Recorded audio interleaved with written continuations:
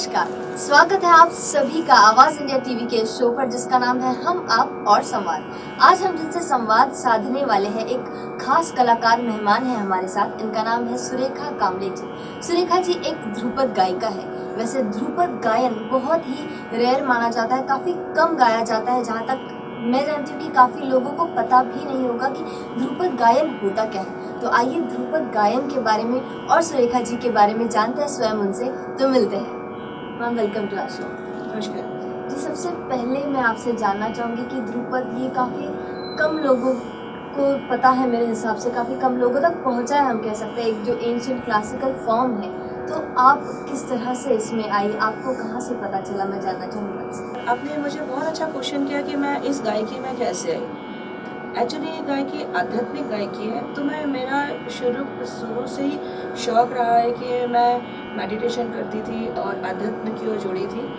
तो मेरी जो टीचर थी, कॉलेज की टीचर्स थी, उन्होंने जब देखा कि ये इस गायकी की ओर रुझान रखती, तो उन्होंने मुझे मध्य प्रदेश शासन की जो एक नेशनल स्कॉलरशिप होती है, उसके दौरान मुझे उस्ताद जिया फरुद्दीन डागर साहब के पास इस गायकी की ओर सीखने के लिए मुझे मतलब बोला कि आप इस चीज़ को सीखो, और उन्होंने मुझे वहाँ भेजा।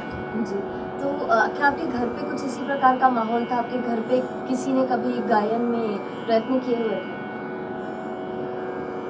इस गायकी को जैसे शौक तो कोई नहीं रखता मेरे घर में, पर गाता भी कोई नहीं है। पर सब लोगों को कहा था कि चलो ये कुछ करना चाहती है तो हम इसको कहीं भेजें। तो उस दौरान एक न्यूज़पेपर में एक कटिंग आई, तो उन्होंने बोला कि यहाँ पे इंटरव्यू आप देने जाओ। और उस दौरान मैं इंटरव्यू देने गई, और मध्य प्रदेश से 5 स्टूडेंट सेलेक्ट होते थे।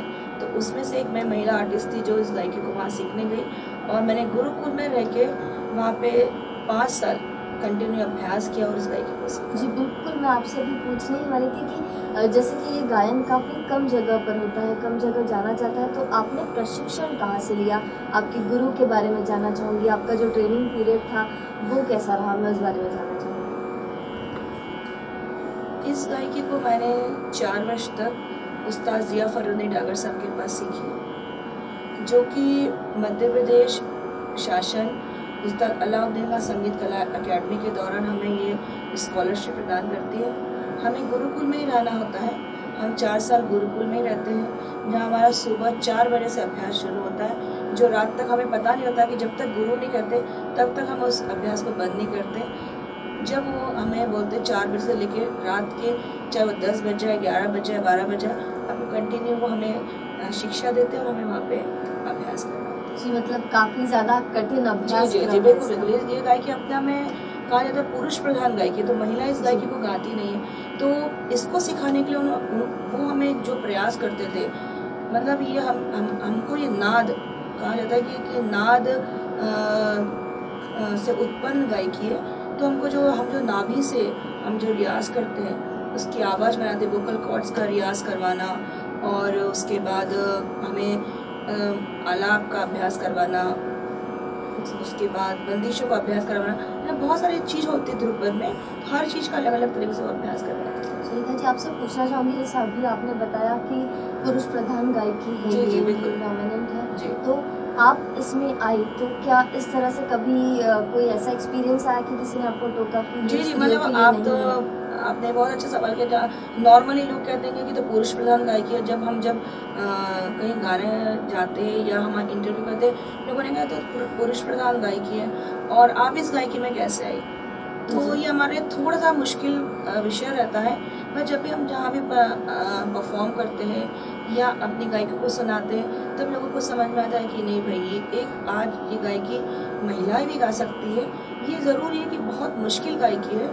इसमें बहुत सारी चीज़ें जैसे होती, गमक होती है, या जो आलाप होते हैं, या जो स्वर की स्थिरता होती है, ये अपने में बहुत मुश्किल होते हैं। तो अभ्यास करने सभी होता है। तो और आज हम हिंदुस्तान की ऐसी 4-5 जो महिला इस गायकी को गा रहे हैं, ऐसा नहीं। जी, कुछ तो भी चीज प्रयास करने से सफल ही होती है। बिल्कुल बिल्कुल सही बात बोली है कि जब तक हम प्रयास नहीं करेंगे तब तक बिल्कुल। सफलता नहीं दे जी, सकते। जी, जी। आपसे पूछना चाहूंगी कि जैसे गुरु जो होते हैं उनसे हम इंस्पिरेशन लेते हैं, प्रेरणा लेते हैं, तो आपकी प्रेरणा कौन रहे? सिर्फ गायकी के लिए ही नहीं पूछना चाहूंगी, बल्कि आपके जीवन में आपको प्रेरणा किन से आपने ली है? देखिए, सबसे पहले तो माता पिता होते हैं, जब तक उनका सपोर्ट नहीं आएगा तो आप कुछ नहीं कर सकते। एक परिवार का सपोर्ट बहुत ज़रूरी होता है, और उन्होंने मुझे समझा कि मैं क्या चीज़ करती हूँ, तो उन्होंने मुझे सपोर्ट किया। और ऐसा नहीं कि मैं बहुत बचपन से गाना सीखती आ रही हूँ, मैंने 22 साल की उम्र से गाना सीखना शुरू किया, और माता पिता का सपोर्ट रहा। उसके बाद मेरी कॉलेज की जो गुरु थी, उनका सबसे बड़ा योगदान रहा। जैसे मैंने कहा, क्योंकि मैं तो इस विषय में कुछ नहीं जानती थी कि क्या गायकी थी। नॉर्मल जब हम स्कूल कॉलेजों में जो हम गाना गाते हैं या फंक्शंस में जाते हैं, तो उन्होंने कहा कि इनमें कुछ ना कुछ एक अलग चीज़ है, आम बच्चों के जो होती है वो उनसे कुछ अलग हटकर है ये लड़की। तो उन्होंने मुझे मेरे गुरु के पास भेजा, और आज उन्हीं की वजह से मैं इस गायकी को सीख पाई और गा रही हूँ। तो मेरी टीचर स्वर्गीय मृदुला खांडेकर और मेरे माता पिता ही मेरे प्रेरणा। मैं आपसे पूछना चाहूँगी कि जब आप ध्रुपद में जब आई, मतलब आपका उम्र तक आपकी 22 साल हो चुकी थी। जी जी बिल्कुल। 22 उसके साल पहले आपको गायन में किसी प्रकार की रुचि थी? जो जैसे हम जी देखते हैं कि फिल्मी गीत होते हैं। नहीं, फिल्मी गीत मैंने कभी नहीं गाए। मैं हमेशा क्लासिक, जैसे मेरी माता जी जो थी वो बोलती थी कि शाम के समय बच्चे स्कूल से आते हैं तो उनके पास कुछ काम नहीं होता है कि घूमते रहते खेलते, तो हमारे घर के भी एक संगीत विद्यालय था, तो मेरी माता जी ने मुझे उस संगीत विद्यालय में भेजा। तो हम उस संगीत विद्यालय में जाते थे और वहाँ पे थोड़ा बहुत हमने सीखा। मैंने म्यूज़िक, सोशियोलॉजी और हिंदी में 3 सब्जेक्ट मैंने MA किया, और उसके बाद मैं इस गायकी को सीख रही थी। जी बिल्कुल। जी जी। और उसके बाद मैं पूछना चाहूँगी कि म्यूज़िक, ये हर किसी जो भी सिंगर हो, चाहे वो क्लासिकल सिंगर हो, फोक सिंगर हो, कोई भी प्रकार के सिंगर हो, उनको म्यूज़िक बहुत ज़्यादा इम्पोर्टेंट लगता है, उनकी एक लाइफ का हिस्सा बन जाता है। बिल्कुल। आप म्यूज़िक के बारे में क्या कहना चाहिए? मेरे लिए म्यूज़िक एक एंटरटेनमेंट का सब्जेक्ट नहीं है। मुझे लगता है कि संगीत एक ऐसी चीज़ है जिससे हम इंसान के जीवन में बहुत ज़्यादा परिवर्तन कर सकते हैं। जैसे मैं इस म्यूज़िक के दौरान, ये मैं आम पब्लिक के लिए गाना नहीं गाती हूँ, मुझे लगता है कि जो ये मेरी गायकी है, इससे मैंने देखा है कि जो पेशेंट्स होते हैं, जिनकी स्पीच में प्रॉब्लम्स आती है, जो अस्थमेटिक लोग होते हैं, या जिन बच्चों का माइंड स्थिर नहीं होता है, तो हम इस गायकी के दौरान हम बहुत सारी चीज़ें मतलब एक आम आदमी के जीवन में इस संगीत के दौरान बहुत सारा परिवर्तन कर सकते हैं। जी बिल्कुल। मैं आपको इस वक्त यहाँ पर रोकना चाहूँगी। इसी विषय को हम आगे और भी लेंगे, जानेंगे कि ध्रुपद जो म्यूजिकल थेरेपी है, हम इसे एक थेरेपी कह सकते हैं, उसके बारे में इस विषय पर और भी आपसे जानूंगी। अभी लेते हैं हम एक छोटा सा ब्रेक, तो कहीं मत जाइए, देखते रहिए आवाज़ इंडिया TV। हम जब अपने पास बुलाते हैं पेशेंट को या जो भी होता है, उनको हम दिन में कम से कम 10 से 15 बार ये चीज़ का अभ्यास कराते हैं। आप और संवाद। स्वागत है ब्रेक के बाद फिर एक बार। कार्यक्रम का नाम है हम आप और संवाद। हमारे साथ है सुरेखा कामले जी, जो कि एक ध्रुपद गायिका है। तो आइए जानते हैं उन्हीं से कि ध्रुपद गायन किस तरह से होता है, क्या अलग है। मैं आपसे जानना चाहूँगी कि क्या ये क्लासिकल फॉर्म ही है या इसमें कुछ अलग चीज़ें भी है? ये क्लासिकल का एक फॉर्म है। जैसे हम ध्रुपद होता है, धमार होता है, गज़ल होती है, गीत होता है, ये सब एक ही फॉर्म है क्लासिकल के, पर उसी क्लासिकल का फॉर्म है ध्रुपद। जी। हम जो ध्रुपद गाते हैं, जैसे आम आदमी के लिए लोग गाते हैं, पर मुझे लगता है कि मैं जो ये गायकी जो गाती हूँ, मुझे लगता है कि इस गायकी के दौरान हम बहुत सारी चीज़ें कर सकते हैं। जैसे मैं स्पीच थेरेपी करती हूँ इसके दौरान, जो अस्थमेटिक लोग होते हैं उनके लिए वर्क करती हूँ। तो मुझे लगता है कि ये आम गायकी नहीं है, ये एक स्पेशल गायकी है। इस गायकी के दौरान हम एक समाज के लिए भी कुछ काम कर सकते हैं। जैसे मैं आपको एक किस्सा बताती हूँ कि एक बच्चा था जिसकी जीभ में प्रॉब्लम आ गई थी, वो कट गई थी।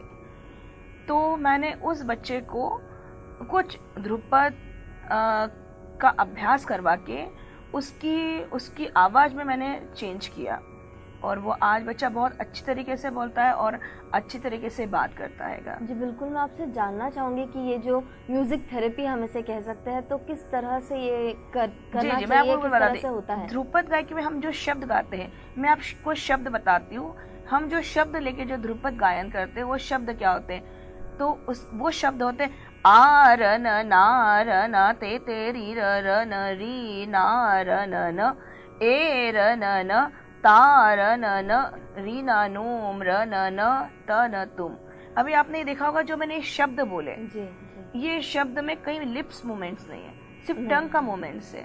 तो ये शब्द लेके हम जिनकी स्पीच में प्रॉब्लम होती है हम उनको अभ्यास करवाते हैं। तो इस थेरेपी के बाद मतलब काफी अच्छा हो सकता है उनका, अगर बोलने में जो प्रॉब्लम है कोई हकलाते मुझे ऐसा लगता है कि देखिए एक जो कोई भी चीज का अभ्यास करने से आपकी चीज में कहीं ना कहीं आपको उस चीज का फर्क तो दिखता ही है। बिल्कुल। जैसे मैं ध्रुपद के दौरान हमारा एक गमक का प्रकार होता है, मैं एक छोटा सा गमक का प्रकार बताती हूँ। जी बिल्कुल। है ना, उस गमक से हम जो अस्थमेटिक लोग जो होते हैं, जिनको अस्थमा की प्रॉब्लम होती है, तो मुझे लगता है कि वो करवाने से आपका जो अस्थमा का प्रॉब्लम है वो कहीं कहीं जाके कहीं कुछ टाइम के बाद आपको उसमें कहीं ना कहीं फर्क दिखता है। तो मैं एक छोटा सा आपको प्रकार बताती हूँ कि जो हम जो अस्थमेटिक जो लोग होते हैं, जिनको प्रॉब्लम होती है, हम उनके लिए किस तरह से वर्क करते हैं। ये तो आप सुनिएगा जी।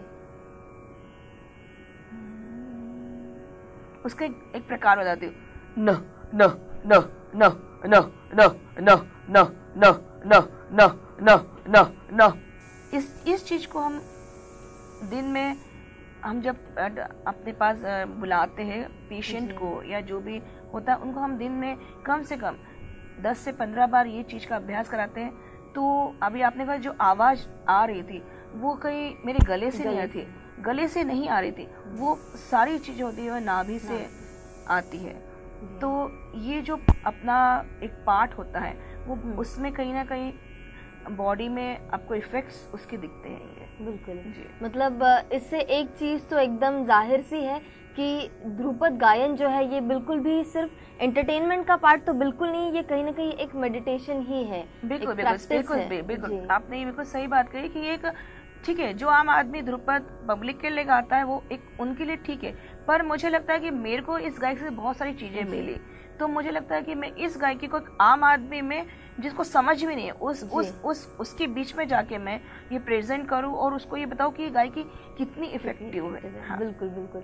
आपने रिसर्च भी किया हुआ है पूरा ध्रुपद गायन पे। जी। तो मैं आपसे जानना चाहूंगी कि किन किन विषयों को लेकर आपने ये रिसर्च किया है, आपके रिसर्च के विषय क्या थे और किस तरह से वो रिसर्च हुआ पूरा? देखिए, ध्रुपद के विषय में मैं ऐसे कोई रिसर्च करने वाली मेरे पास ऐसी कोई चीज नहीं है। तो मेरे जो गुरु जी है, मेरे गुरु भाई है, उन्होंने भी सभी लोगों ने काफी काम किया हुआ है, पर मैंने जो वर्क किया हुआ है मुझे ऐसा लगता है कि मैंने जैसे आपको बताया कि ध्रुपद गायकी के दौरान मैं जो स्पीच थेरेपी करती हूँ और उसके बाद जो कॉलेज के जो स्टूडेंट्स होते हैं उनके बीच में जाके मैं कुछ मेडिटेशन का पार्ट करती हूँ, है ना, और उनको जो सिखाती हूँ, तो मुझे लगता है कि उनका जो माइंड है आज के टाइम में आप देखते ही है कि बच्चों का माइंड कितना डिस्टर्ब रहता है, चाहे वो पढ़ाई को लेकर हो चाहे कोई भी चीज़ को लेकर। तो मुझे लगता है कि मैं उनके बीच में जाके जब मैं आधा घंटा भी उनको सिखाऊं तो मुझे लगता है कि कहीं ना कहीं वो बच्चा अपना एक स्थिर होता है। मैं आपसे कुछ एक्सपीरियंसेस जानना चाहूंगी आपके, जब आप कहाँ जी मैं आपको बताऊँ, मैं अपने गुरुजी के साथ गई थी IIT पवई। जब मैं IIT पवई में जब वर्कशॉप लेने गई थी, वहाँ पे साइंटिस्ट, प्रोफेसर सभी लोग सुबह 4 बजे से आते थे और वो जो सीखते थे तो वो कहते थे कि मैडम ये हमको दिन भर में इतनी एनर्जी देता है कि हमको लगता ही नहीं है कि हम सुबह 4 बजे उठ के हम इसको सीखने आए। हमको इतना एनर्जेटिक लगता है ये ध्रुपद कि हमें ऐसा लगता है कि हम दिन भर बहुत फ्रेश है। आप सोच सकते हैं एक नई चीज को सीखने लोग 4 बजे कोई कभी आ नहीं सकता, पर जब कंटिन्यू मेरे पास उन्होंने 1 महीना गाना सीखा तो वाकई उनको लगा कि नहीं ये बहुत अच्छी चीज़ है। मैं अपने गुरुजी के साथ गई थी वहाँ पे सिखाने के लिए, मेरे गुरुजी भी सिखाते थे, मैं भी उनके साथ बैठती थी और उनको मैं भी सिखाती थी। तो अपने आप में बहुत एनर्जी, पॉजिटिव एनर्जी आती है, पॉजिटिव एनर्जी देती है, ऊर्जा निर्माण होती है। बिल्कुल बिल्कुल बिल्कुल ये बोल सकते हैं। जैसे आपने मुझे बताया था कि ये आध्यात्मिक सिंगिंग है, आध्यात्मिक गायन है, तो ये किस प्रकार का अध्यात्म है, मैं आपसे जानना चाहूंगी। मैंने कहा ना कि बार बार मैं आपको एक चीज बता रही हूँ, ये अध्यात्म मैं उससे जोड़ रही हूँ कि एज ए मेडिटेशन है। ओके, एज हाँ, मेडिटेशन हाँ। है। जी जी। जैसे मुझे लगता है कि हम जैसे कुछ भी चीज गाते हैं तो हम एक प्रकृति को लेकर, मैं मेरे दिमाग में एक नेचर को लेकर मेरे दिमाग में एक गायकी आती है कि कहीं पानी बह रहा है, कहीं बांसुरी बज रही है, तो वो सब चीजें मैं अपने गाने में वो लाती हूँ। और बिल्कुल उसी वजह से ये जो पॉजिटिव एनर्जी आती है, जो वाइब्स निकलते हैं, ये उसी वजह से होते हैं। बिल्कुल सही बात आपने बोली, और बहुत ही अच्छा लगा ये चीज जान के कि ऐसी भी एक चीज होती है। वरना हम जैसे देखते हैं यूजुअली मेडिटेशन जो होता है एक जगह पर बैठ कर होता है, तो ये कुछ अलग चीज है जिसमें इंटरेस्ट भी आए और मेडिटेशन भी हो जाए। इसीलिए मैं स्टूडेंट्स के बीच में जाके सोचती हूँ कि इस चीज को बताना चाहिए और उनको सिखाना चाहिए। जी बिल्कुल। आज के टाइम में मुझे ऐसा लगता है कि म्यूजिक, ये जो मेरा गायकी है, ये आज के टाइम में बहुत जो सीरियस स्टूडेंट्स हैं उनके लिए गायकी बहुत लाभदायक है। बहुत लाभ जी। और स्टूडेंट्स के लिए कुछ होना बहुत ज़रूरी भी है। इसी के साथ हम लेते हैं अब एक छोटा सा ब्रेक, होता है वक्त ब्रेक का, तो मिलेंगे आपको फिर ब्रेक के बाद। कार्यक्रम का नाम होगा हम आप और संवाद।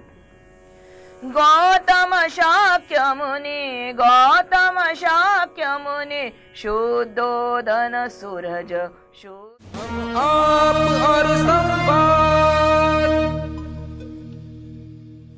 स्वागत है ब्रेक के बाद फिर एक बार। आप देख रहे हैं कार्यक्रम हम आप और संवाद। हमारे साथ है ध्रुपद गायिका सुरेखा जी। सुरेखा जी, फिर एक बार वेलकम करना चाहूंगी आपको। जैसा कि हमने अब तक जाना कि ध्रुपद कितना ज़्यादा इफ़ेक्टिव सिंगिंग है, और सिर्फ सिंगिंग ही नहीं है, एंटरटेनमेंट नहीं, पर ये एक बहुत ही अलग चीज़ है, एक म्यूज़िक थेरेपी जिसके द्वारा हम कर सकते हैं, मेडिटेशन है। मैं आपसे जानना चाहूँगी कि आप बुद्धिज़्म किस तरह से बताती है। जैसे मैंने जाना है कि आप बुद्धिज़्म भी बताती है इस ध्रुपद गायन की द्वारा, तो ये बहुत ही अलग चीज़ है। जैसे मैं एक बुद्धिस्ट हूँ और मुझे लगा कि मुझे ध्रुपद गायकी में कुछ बुद्धिज़्म को प्रमोट करना चाहिए। जैसे मैं कहीं भी परफॉर्म करती हूँ तो मैं ज़रूर एक बंदिश जो होती है एक बुद्धिज़्म की ज़रूर गाती हूँ। तो मैंने कुछ बंदिशें गाई हैं जो मैं आपको ज़रूर सुनाऊंगी। जी बिल्कुल सुनना चाहेंगे हम। जी, एक छोटी सी बंदिश है जो मैं आपको बुद्धा के ऊपर है, जो मैं आपको ज़रूर सुनाऊंगी, जो राग मालकोंस में है। जी।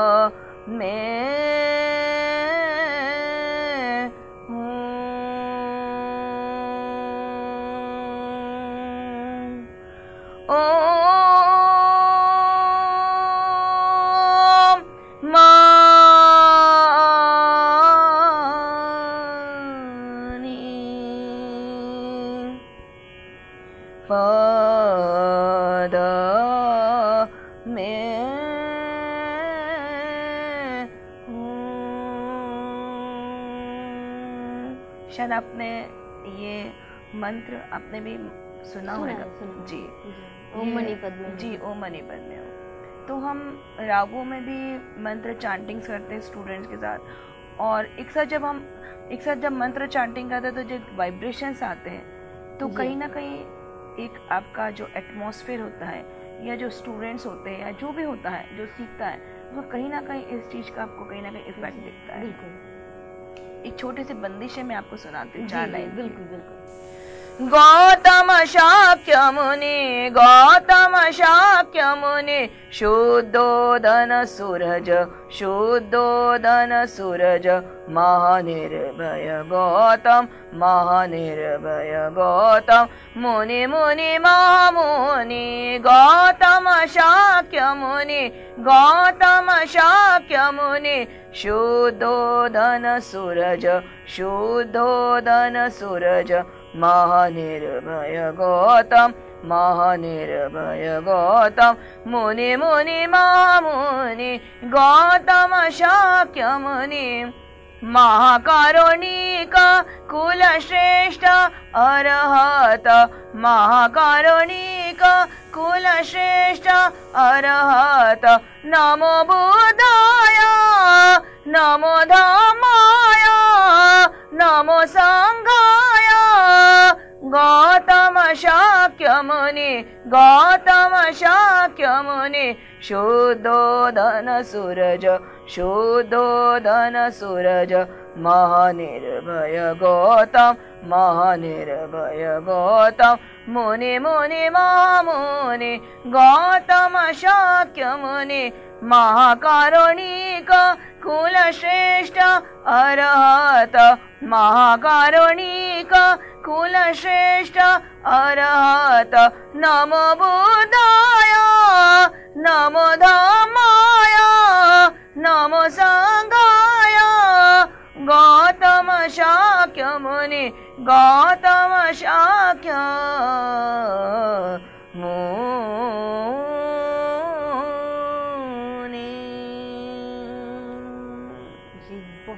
बहुत ही अच्छा एक सच में यहाँ पर भी मुझे ऐसा पॉजिटिव वाइब्रेशंस अभी मैं फील कर पा रही हूँ।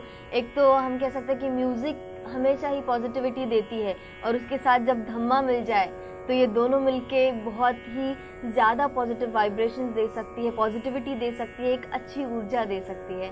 बहुत ही अच्छा लग रहा है अभी, मुझे भी काफ़ी अच्छा फील हो रहा है अभी।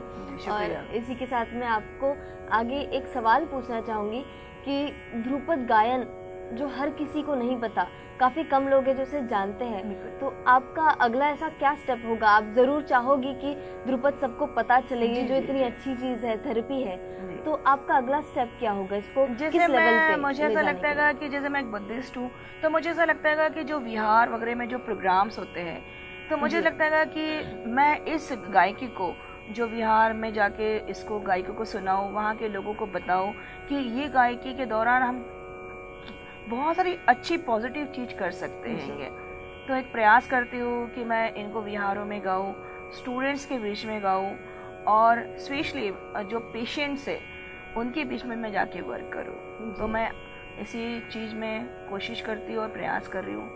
देखिए, आप सबका साथ रहा तो मैं कहीं ना कहीं अच्छा काम करूँगी। जी बिल्कुल बिल्कुल, साथ ज़रूर होगा। बहुत सारी बेस्ट विशेस और मंगल कामनाएं देना चाहूँगी मैं। और साथ ही चाहूँगी कि बातचीत जो हमारी हुई, काफ़ी अच्छी चीज़ मुझे पता चली है। हालांकि मैं बताना चाहूँगी मुझे भी इस बारे में कुछ पता नहीं था, और इस चर्चा के द्वारा मुझे और मेरे जैसे काफ़ी सारे दर्शक हैं जिनको ये नई चीज़ पता चली है, और उन्हें भी बहुत आज लकी फील होता होगा कि हाँ, आज हमें मौका मिला कुछ नया जानने का। चाहूँगी कि अंत में आप एक संदेश हमारे दर्शकों के लिए दें प्लीज़। मैं दर्शकों को यही कहना चाहती हूँ कि जीवन में कुछ भी पॉजिटिव जब हम सोचते हैं या करना चाहते हैं, तो मुझे लगता है कि संगीत एक ऐसी विधा है, चाहे संगीत हो चाहे कोई भी आर्ट हो, उसको हर आदमी को सीखना चाहिए, जो हमारे जीवन में कहीं ना कहीं बहुत एक पॉजिटिव एनर्जी और एक बहुत पॉजिटिव की प्रेरणा देता है हमें वो। तो मुझे लगता है कि जीवन में एक पढ़ाई या हम जो भी चीज़ करते हैं उसके साथ हमारे पास एक जीवन में कुछ अलग से एक्टिविटीज़ होना बहुत ज़रूरी है, जो हमें बहुत एक अच्छे लेवल पे ले जाती है और एक आम आदमी से अलग हट के हमको पहचान बनाती है कि ये व्यक्ति ये करता है। तो मुझे लगता है कि संगीत उसी का एक माध्यम है, और एक अच्छा संगीत, मैं हमेशा कहती हूँ कि एक अच्छा संगीत सुनना और एक अच्छा संगीत सीखना बहुत ज़रूरी है।